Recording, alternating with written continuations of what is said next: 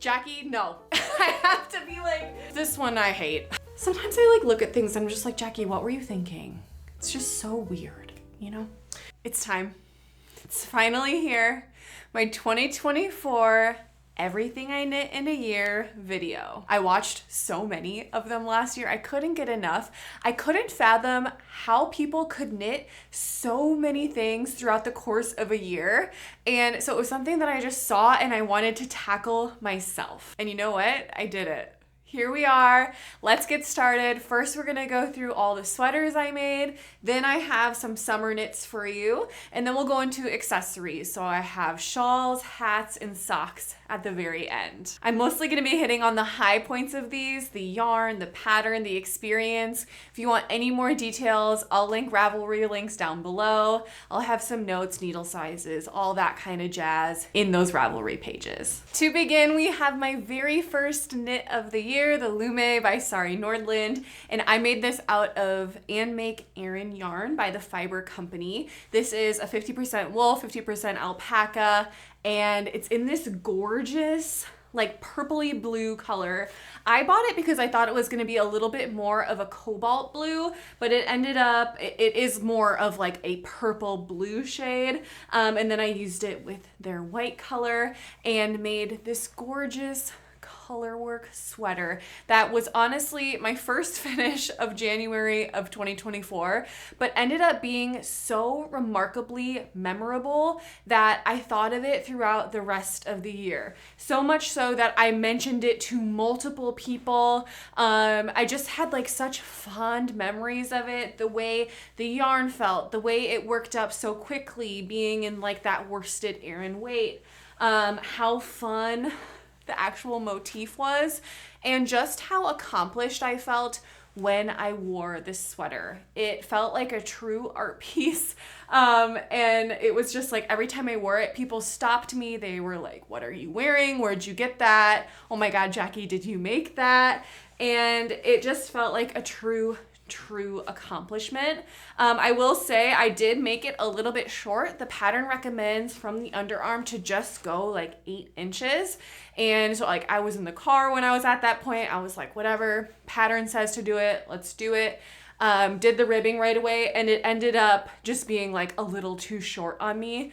And so just recently, actually, I snipped right into it, went back, picked up stitches and re-knit and added a couple more inches to it.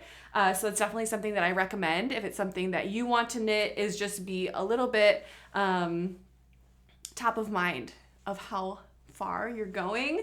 But yeah, love this. This yarn's super warm, especially in a color work. If you're needing like a skiing sweater, something to just be super warm, snowmobiling, snowshoeing, anything for like a super warm, a color work in this yarn is so ideal. Love this sweater. I would say like at least my top 3 makes of the year. Love this thing.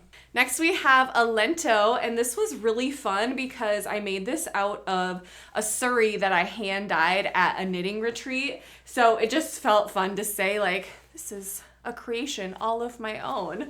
And this was really unique as well because it's knit in such a big gauge. So again, this is the Lento sweater, and I knit it out of 1 strand of Roma Phenol yarn, which is a fingering weight, and then 1 strand of a Sari that I hand dyed. And this is knit up on US 10 needles and just like a fairly big gauge for the amount of yarn that you're using. So it went so fast, and it was a raglan, it was a top down in the round. It was like my first flavor of that. If any of you are new to this channel, this is my first really official year of knitting. I had learned to knit of August of 2023. So 2024 was like my first official year of knitting. This was my very first, raglan. Went so fast with that bigger gauge. I also did end up tying a little bit of an elastic throughout this collar, just cinch it in a little bit, and it did the exact trick. I got a fair amount of use out of this, although it was just like such a vibrant color.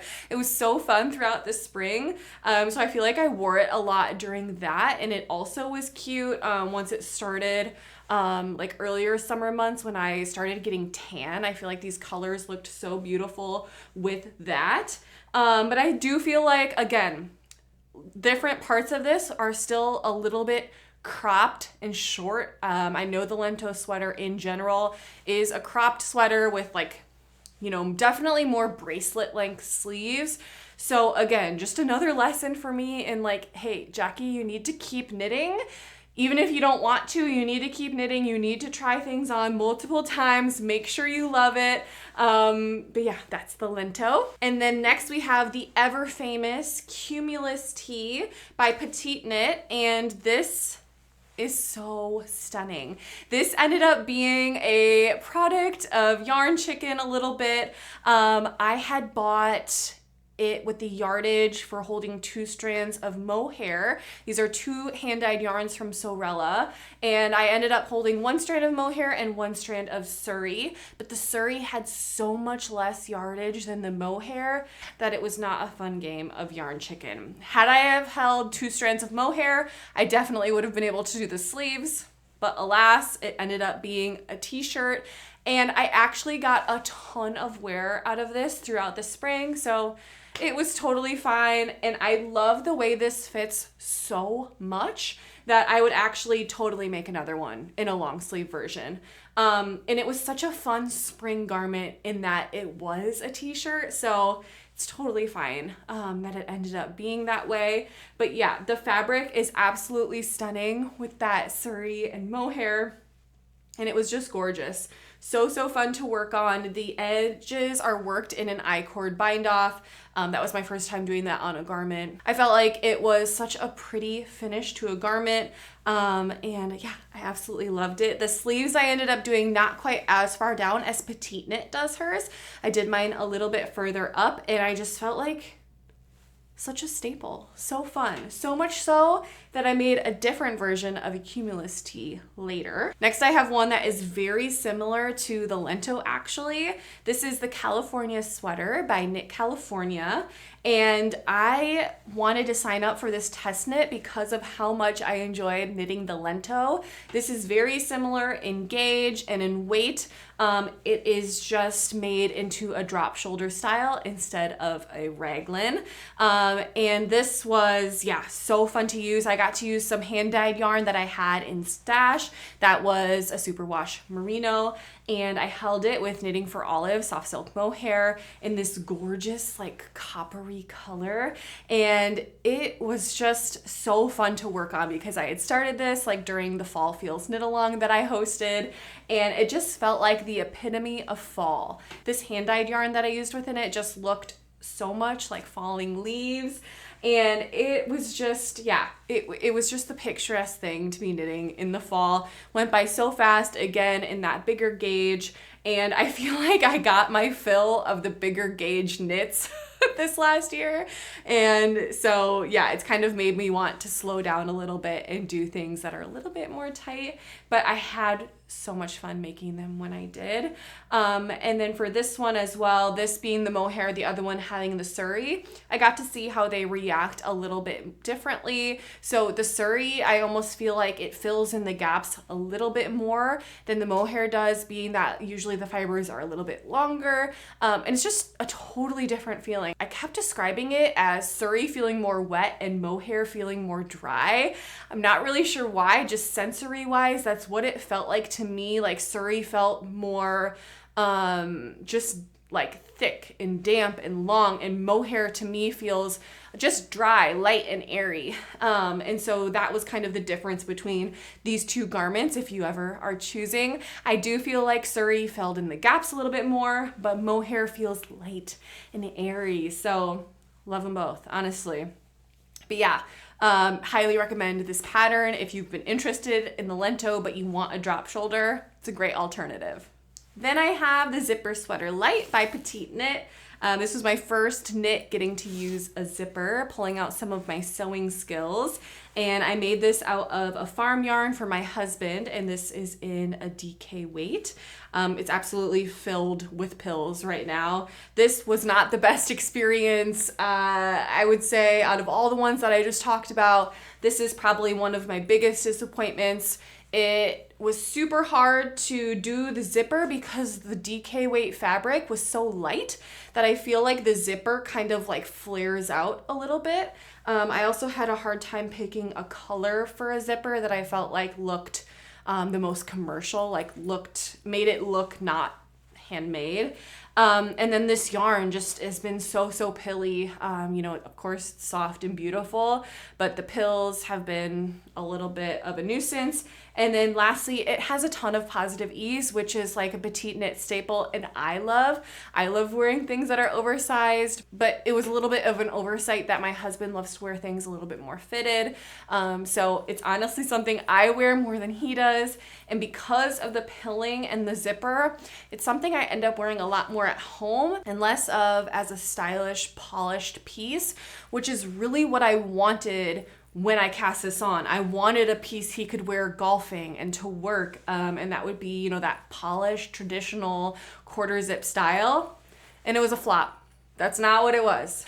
But it's okay in that it's so comfortable, it's warm, it's nice to wear around the house. So it's a little bit more of like a utilitarian piece for me, but a lot of lessons were learned with this one. And then lastly, sweater-wise, I have the Stripe Hype sweater, and this was worked in collaboration with Fibro MacGyver. She hand-dyed this Shaniko wool that was just like such a gift to use. I felt so honored to get to try it out and use it before she even had listed it. And her first time selling it was at Rhinebeck, so it was just like so exciting to support her, and her business has grown so much. And also to get these beautiful colors that she had curated for me. I got to work on this right on the tail of getting a color analysis and realizing that I am an autumn color analysis. And so getting to use these beautiful autumn shades, it was just such a perfect combination and so fun. I've truly loved wearing this. I've loved the little aspects to it that are unique, like having the little bit of color at the ribbing. I've also loved, I did my own little touch on this where I did a 2x2 rib instead of the recommended twisted rib, just because I wanted to. And then just selecting color placement on this was so fun. It was my first time doing anything striped, so I got to figure out how to carry my yarn up and switch out the little stripes. And again, this was a drop shoulder. This again was a stripe pipe by Veronika Lindburg, and it was definitely something that could have been done in a scrappy regard because I had so much of my yarn balls left over. So that's something, if you have a bunch of DK weight yarn scraps, definitely look into this pattern. Okay, now moving on to some summer knits. I didn't do a ton of summer knits, but somehow I was still left feeling severely dissatisfied by just summer knits in general. However, the first one I made was so fun. I made this and I was like, oh, I'm gonna love summer knits. I'm gonna love them so much, but I was dismayed because this one was made in 100% wool. This is a Utopia color changing yarn. It was mesmerizing from the get-go because it's a bottom up. This is the Crayobea's Tolsta tank pattern, and right away you're in the round, you're starting bottom up. It was just so fun to cast on.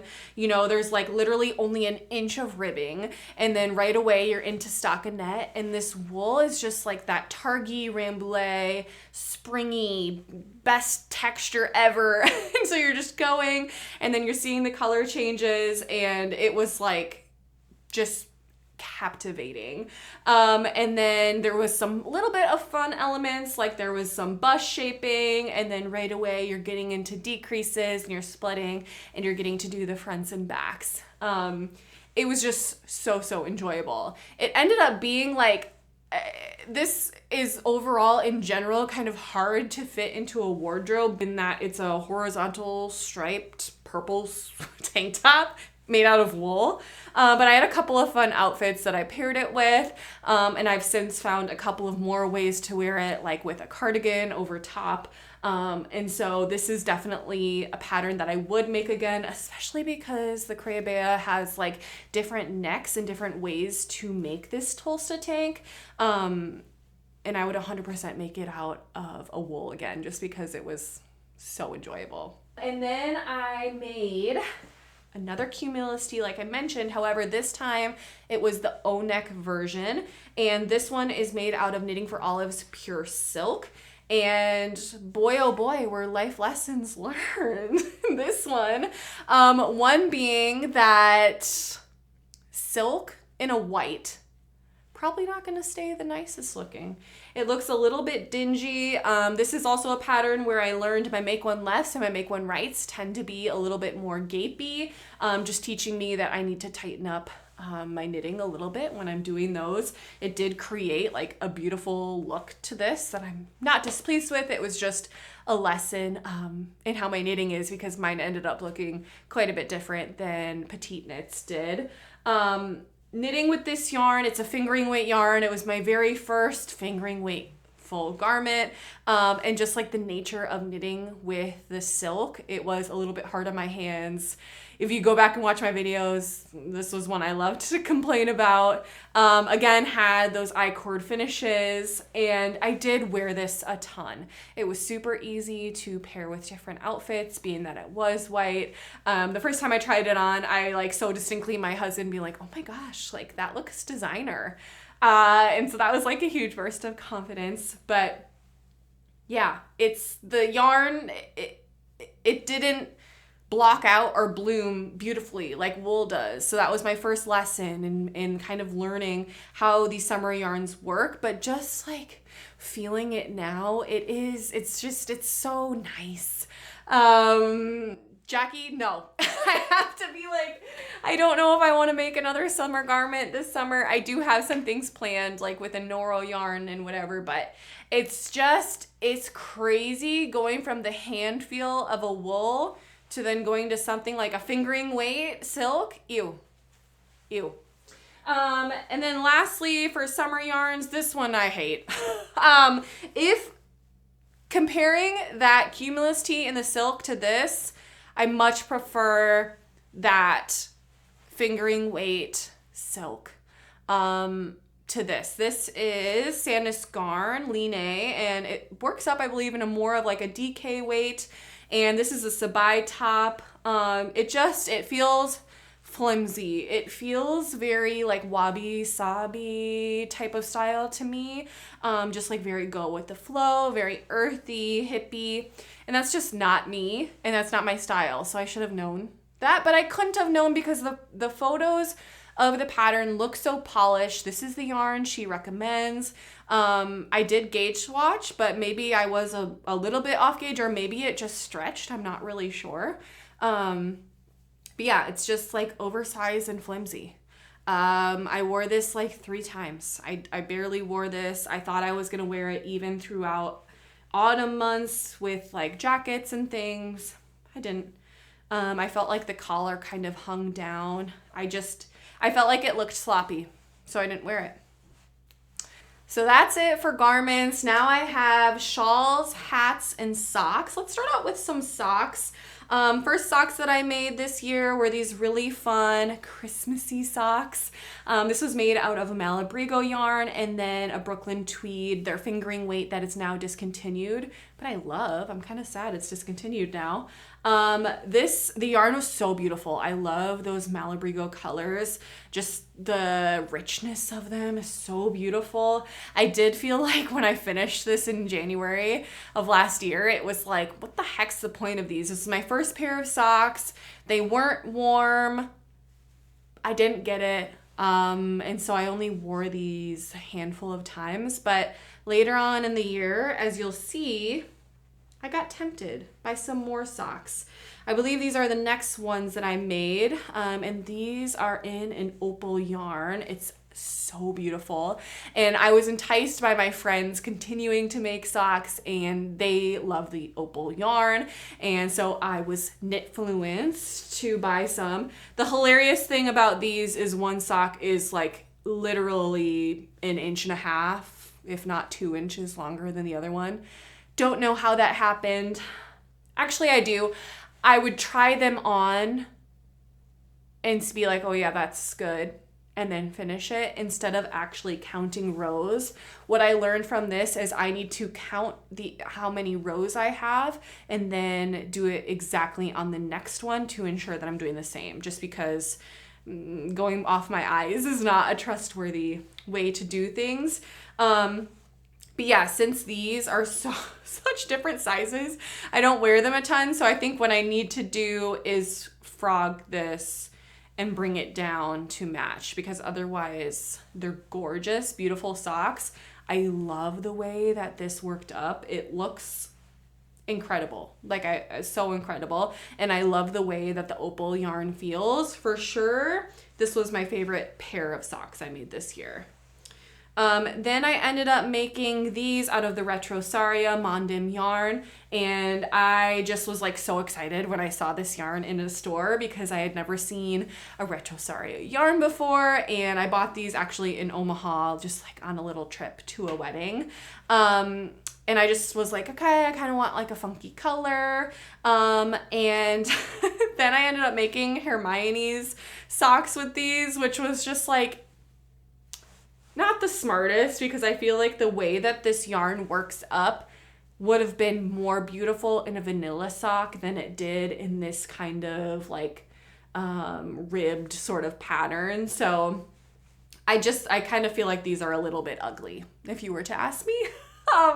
Like the colors are kind of weird, and then in this stitch style, kind of weird.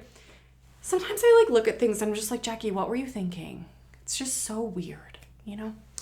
And then later on in the fall, I got to work with Evergreen Fiber Works, and they sent me some of their beautiful sock yarn. This was so fun because it was also during Fall Feels Knit Along, and these are just stunning. I love to look at these, the way that the little accent yarn like matches so perfectly. This was in the colorway Equinox Bonfire, and it just striped up so cute and beautiful. The only thing with these, this is where I learned that I'm starting to knit pretty loose, and these are far too big on me. And I don't know too, like, am I blocking things out too much as well? It's another thing to consider. But this, yeah, it was just, they're too big for me. So that's when I kind of mentally noted, we now need to really buckle down and make socks that fit. Because what's the point? In one, making a sock I think is ugly. I'm looking at one that I don't think is warm. Two, that there's two different sizes. The third one I think is really ugly. These finally nailed the beautifulness, but they're too big. We will persevere and we will learn. I'm gonna make great, beautiful socks that fit me in 2025. Okay? Next we have 3 different hats that I made. This is the first time I made a Musselburgh hat, and this was in the size large. It was too big. I also ended up making another Musselburgh. This was in the size medium, still too big. I even went down a needle size with this one. We're learning, people, we're learning.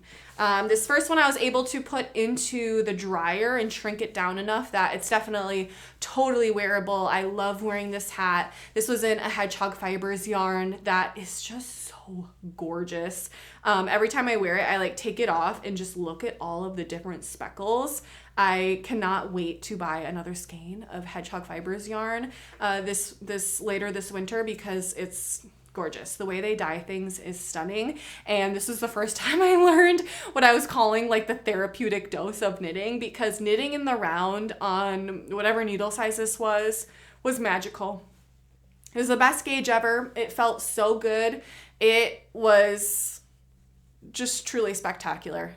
Probably my favorite knitting experience of the year was this. And then this other Musselburgh hat, this was again working with Evergreen Fiberworks. They sent me this gorgeous yarn in Brandy Old Fashioned. Like, how fun that I got to partner with them for that. But I wanted to make this one that didn't fold up. And I'm not sure, like with the gauge or whatever, if that just didn't work out. On the pattern, it shows people wearing it not folded up, so it should have worked out. But yeah, it's massive, and I've put it into the dryer multiple times. So the only way I can wear it is if I do fold it up, but then it's too short because I bound it off not wanting to fold it up. Again, we're learning. Next, this one, so beautiful. This was a leftover skein that I had from Fiber MacGyver in that Shanico wool in this gorgeous teal shade. Oh my gosh, the cables in this, it was like I only had to take out my cable needle for like 5 rows. Worked up so fast. It looks like I did so much more work than I actually did. And this one, yeah, it just felt like such an accomplishment. I will say with this one, I learned too, I like my hats to sit up higher on the crown and not be as fitted. And this one definitely is a little bit more fitted to the head, like a watch cap. So yeah, just another lesson with that. Still love wearing this one, but things were learned this year, if you can't see. Many things were learned. I learned about how I knit, how I should and shouldn't knit, what I like to wear, what I don't like to wear,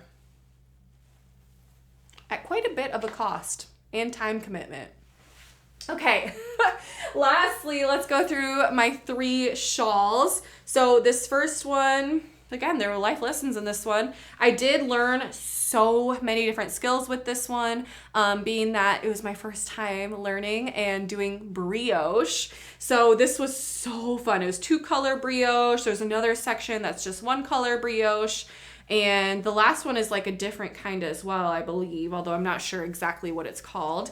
This is Andrea Mowry's pattern, the Feel Good Shawl, and I used Wandering Flocks DK weight yarn in this. It was a superwash merino. It did pill fairly quickly. I've depilled it so many times, but I think that's just because of the beautiful softness of this yarn, and the neon colors are just so mesmerizing.